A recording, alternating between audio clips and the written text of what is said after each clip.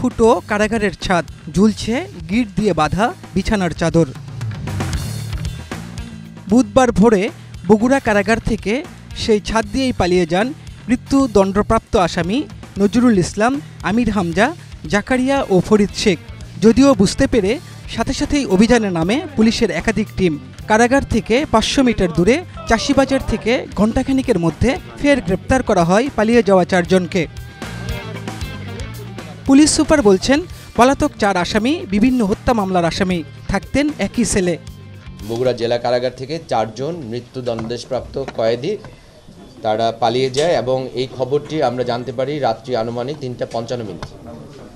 এবং এই খবরটি জানার পরেই আমাদের অতিরিক্ত পুলিশ সুপার প্রশাসনের অর্থ এবং অফিসার ইনচার্জ সদর থানা ও সদর ফাঁড়ির যে সকল টহল দল যারা রাত্রিকালীন প্রহরায় ছিল তাদেরকে বেতার বার্তার মাধ্যমে সতর্ক করা হয় এবং আমাদের অফিসাররা তারা মাঠে বিভিন্ন জায়গায় অভিযান পরিচালনা করে এবং আমরা মূলত জেলখানার আশেপাশে যে জায়গাগুলো আছে সেগুলোকে সর্বোচ্চ গুরুত্ব দেই এবং এর ফলে আমরা কয়েকটি দলকে সেখানে বিন্যস্ত করি। এবং আপনারা যে নিশ্চয়ই জানেন যে জেলখানার পাশেই করতা নদী এবং সেই জেলখানার সাথে একটি ব্রিজ আছে। এই 4 জন যারা পলাতক মৃত্যুদণ্ডপ্রাপ্ত কয়েদি তারা জেলখানার সংলগ্ন যে ব্রিজটি, সেই ব্রিজ দিয়ে পাড়ি দিয়ে তারা জেলখানার নদীর ওই পাড়ে ওখানে চাষিবাজার এলাকায় তারা অবস্থান নেয় এবং তাদের পরিকল্পনা ছিল সেখান থেকে পৃথকভাবে তারা বিভিন্ন জায়গায় চলে যাওয়া। ঘটনাস্থল পরিদর্শন করেছে আইনশৃঙ্খলা বাহিনীর ঊর্ধ্বতন কর্মকর্তারা।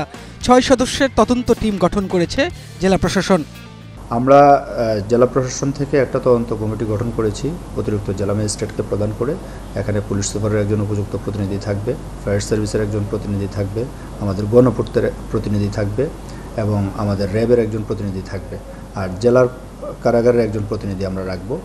এই তাদেরকে আমরা নির্দেশনা দিয়েছি যে আসলে কিভাবে ছাদ ফোটা হলো এবং নিরাপত্তার কোনো কোথাও ঘাটতি ছিল কিনা বা কারাগারের যে অভ্যন্তরীণ নিরাপত্তা সেখানে কোনো ঘাটতি ছিল কিনা ইত্যাদি এই বিষয়গুলো পুঙ্খানুপুঙ্খভাবে ফাইন্ডিংস আকারে আমাদেরকে দেওয়ার জন্য। ওই 4 আসামিকে বগুড়া কারাগারে আনা হয় 1 জন। ফরহাদুজ্জামান শাহী, চ্যানেল 24, বগুড়া।